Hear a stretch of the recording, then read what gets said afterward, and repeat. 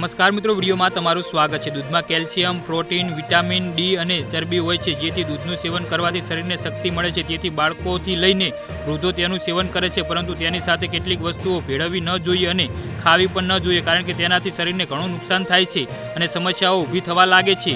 જી હા મિત્રો, અત્યારે હાલ મોટા સમાચાર સામે આવી રહ્યા છે।